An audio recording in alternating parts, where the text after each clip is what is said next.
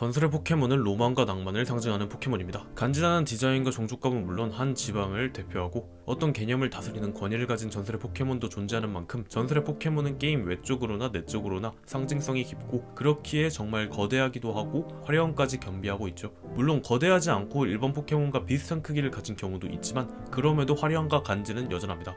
이렇게 화려함과 간지에 집중하다 보니 귀여운 전설의 포켓몬은 찾기 어렵고 그 역할은 환상의 포켓몬이 맡고 있다 볼 수 있습니다. 환상의 포켓몬 중에서 아르세우스, 테오키스 등 전설의 포켓몬처럼 간지나고 멋있는 포켓몬도 있지만 귀여운 환상들의 비중이 훨씬 큰 편입니다. 물론 전설의 포켓몬 중에서도 귀여운 포켓몬은 분명 있는데 이번 영상에선 그 포켓몬들을 알아보는 시간을 갖도록 하겠습니다. 첫 번째로 4세대의 해파리들입니다. 메인 전설이 아닌 준전설 포켓몬이지만 아르세우스가 태초에 세상을 만들었을 때 창조된 포켓몬이고 디아루가 펄기아가 시간과 공간을 상징한다면 아그놈 유쿠시 엠라이트는 의지, 지식, 감정, 즉 마음을 상징합니다. 시간과 공간은 굉장히 거대한 개념이고 이를 전설의 포켓몬으로 드러내려면 작은 포켓몬보다 거대한 포켓몬이 더 적합하다 판단하고 디아루가 펄기아를 디자인한 것 같습니다. 환상의 포켓몬인 세레비도 시간 여행이 가능한 걸로 봐서 시간과 관련된 능력이 있기는 하지만 세레비는 어디까지나 시간 여행자의 관점에서 봤을 때 어울리고 시간을 지배한다는 관점에서 봤을 때 디아루가의 디자인이 더 적합하다 생각합니다. 그리고 3마리의 전설의 포켓몬들은 마음을 상징하니 우락부락한 것보단 작고 따뜻한 이미지를 줬다 볼 수 있겠네요. 작은 크기라 해서 이 포켓몬들이 약한 건 절대 아닙니다. 물론 디아루가 펄기아와 비교해서 당연히 여류에 있지만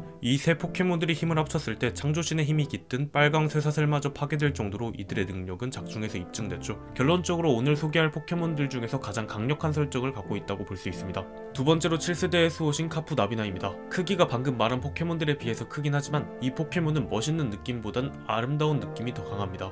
디자인도 핑크색이고 얼핏 보면 따뜻한 마음씨가 강조될 것 같지만 도감 설명에선 의외로 잔혹함이 강조되고 애니메이션에서도 지우의 앞멍이를 빈사 상태로 만드는 등 수호신이라는 이미지와 다르게 무서운 느낌도 강합니다. 하지만 수호신인 만큼 자신의 인분으로 포켓몬과 인간을 치유하는 능력이 있습니다.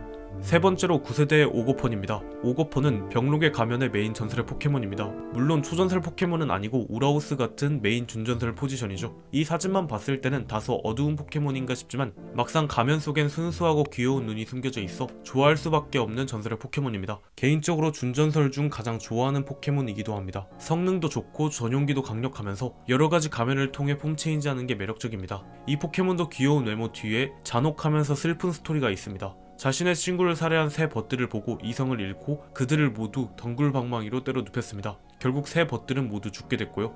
새 벗들은 모두 부활하고 오거폰에게 해코지하기도 해서 이야기가 덜 섬뜩해지긴 하지만 저 이야기만 봤을 때는 포켓몬 메인 스토리답지 않게 다소 충격입니다. 이번에 소개한 전설의 포켓몬들은 모두 귀엽지만 전설의 포켓몬이라는 명성에 걸맞게 강력한 힘이 있기 때문에 절대 다른 전설의 포켓몬들에게 밀리지 않습니다. 카푸 나비나는 알로라의 수호신 중 하나고 해파리들은 오히려 권위만 따졌을 때 다른 준전설들보다 우위에 있습니다. 오거폰은 엄연히 전설의 포켓몬인 새 벗들을 상대로 이기는 강력한 힘을 보여줬습니다.